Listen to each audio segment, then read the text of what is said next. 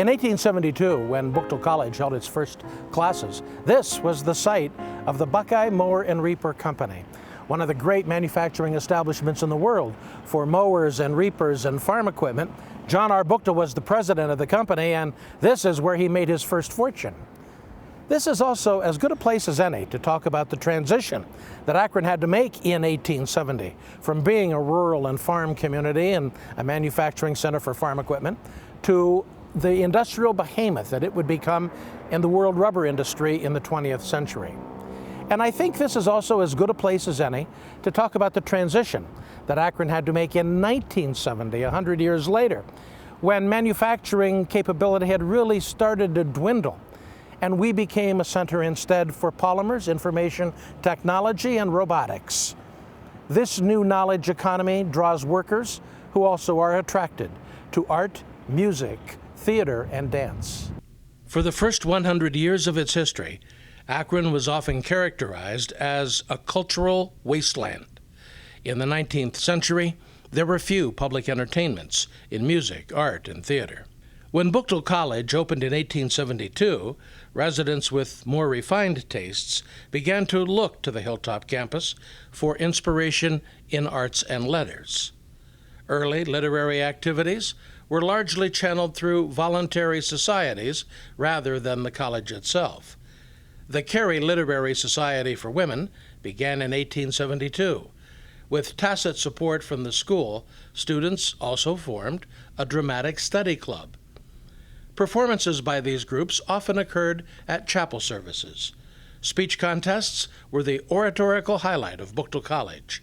They reflected the mission of the college, classic studies, and good citizenship expressed through declamations, elocutions, and orations. The Ashton Prize endowed annual awards for many decades. The top prize to the student winner was $40. In 1873, the chapel was opened to the community for an audience that was standing room only, even though an admission of 25 cents was required. A drama, The Last Loaf, was presented to good reviews. The college established an art school in 1889. Teachers offered classes in drawing, portraiture, charcoal, and watercolor painting. Buchtel's head of the art school, Professor Van Leer, even led students on a trip to New York City to visit galleries and museums. Many of his students had come to Akron right off the farms of Ohio. The art school's reputation was enhanced by a public gallery at Old Buchtel that attracted many visitors, until the fire of 1899 wiped out the gallery and its collections. In 1902, a new art studio opened. The watercolor class, taught by Miss May Fairfield Sanford, boasted an enrollment of 50 students. In 1920, a New York gallery owner came to Akron to host an exhibit of paintings and prints. Apologizing for the city's lack of fine art, he said of the gritty, smoky rubber city, "Her wealth is so new that she has not yet had time to study art." But Akron was the fastest-growing city in the United States. A new art league was formed, headed by B.F. Goodrich Superintendent Edwin Shaw. His personal collection of art would later be gifted to the new Art Institute and form the basis of its permanent collection. The University of Akron Art Department never had a real home for much of the 20th century. After the fire at Old Buchtel, art classes were suspended. They were resumed for a while in what had been the President's House and later moved to the Library Annex. Today's School of Art was created after World War II with the arrival of Dr. Emily Davis, who created a solid reputation for art instruction of all types. Not until the 1960s did the first real home for the art department come into being with the opening of Schrank Hall. The current School of Art Gallery is named in honor of Dr. Davis, and the school is now named for philanthropist and Akron art aficionado Mary Myers, whose family started what is today's Myers Industries. Throughout the university's history, students studied in similar ways, trying to escape to a quiet place and a familiar corner of the library. The first campus library was located in Old Buchtel Hall and was named for General Lucius V. Bierce, who gave a large number of his books to form the nucleus of the collection in 1871. During the early days, the library contained 7,000 volumes, had no staff, and was open only 2 hours a week, 1 hour for gentlemen and 1 hour for ladies.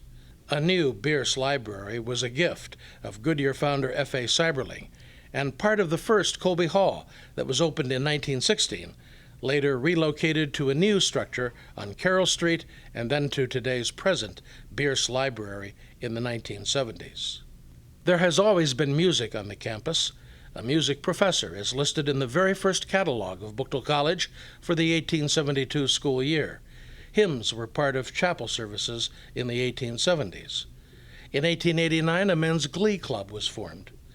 The first recital by students occurred in 1890, a vocalist, 5 solo piano pieces, and 2 duos with violin, presented in the Krause Gymnasium.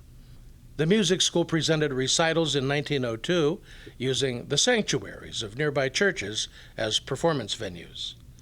Classes in music were offered until 1911, when it was thought that students wanting music instruction could find it elsewhere. Buchtel students organized a band for military parades and May Day in 1900. The band became part of the music department in 1938 and performed at football games. In 1941, the university hired Darrell Witters as band director. After a wartime hiatus, there was renewed interest in the band, which counted 60 members. In 1951, the University of Akron Marching Band became known nationally for its bass drum installed inside a Goodyear tire. It was difficult to play, and it lasted just 1 year. In 1967, Richard Jacobois brought the university recognition with a new style of performance and upped the band membership to over 100. He was succeeded by Robert Jorgensen, who created one of the most highly regarded band programs in the Midwest. Today, there are 3 concert ensembles and 2 athletic bands. The 260-member marching band is known as Ohio's Pride. Close beside Cuyahoga's water stream. One constant that has carried over from Buchtel College to today is the school's alma mater, with music borrowed from the Cornell hymn and lyrics supplied by former university president A.B. Church.